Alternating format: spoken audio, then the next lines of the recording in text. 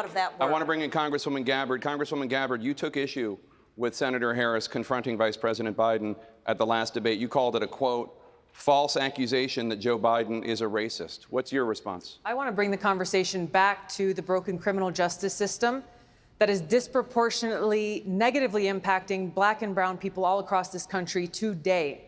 Now, Senator Harris says she's proud of her record as a prosecutor and that she'll be a prosecutor president, but I'm deeply concerned about this record.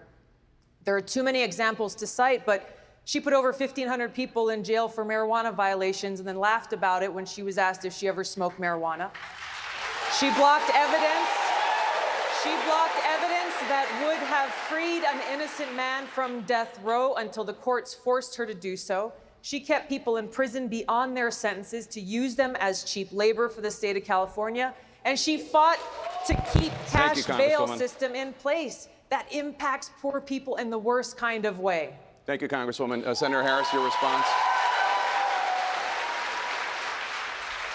As the elected Attorney General of California, I did the work of significantly reforming the criminal justice system of a state of 40 million people, which became a national model for the work that needs to be done. And I am proud of that work.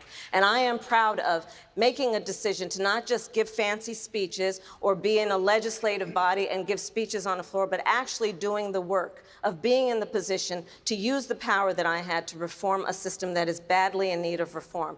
That is why we created initiatives that were about reentering former offenders and getting them counseling. It is why, and because I know that criminal justice system is so broken, that I am an advocate for what we need to do to not only decriminalize, but legalize marijuana in the United States.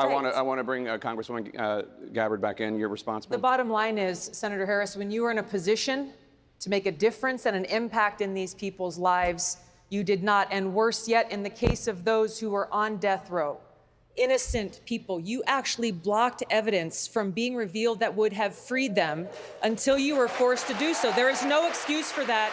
And the people who suffered under your reign as prosecutor, you owe them an apology. Senator Harris.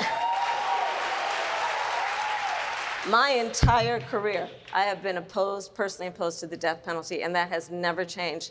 And I dare anybody who is in a position to make that decision, to face the people I have faced, to say, I will not seek the death penalty. That is my background. That is my work. I am proud of it.